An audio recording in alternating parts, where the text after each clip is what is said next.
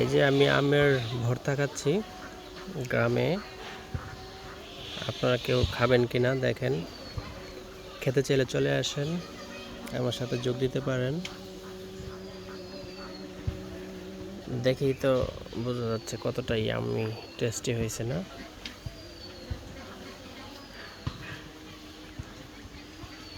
আসলেই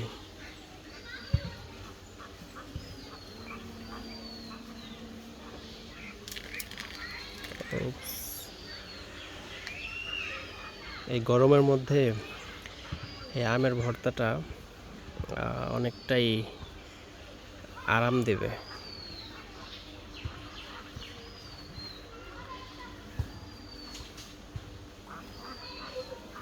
গরমের আরাম বলা যায় এক কথায়। গ্রামের আসলে এগুলোই শান্তি, এগুলোই মনের প্রশান্তি দেয়।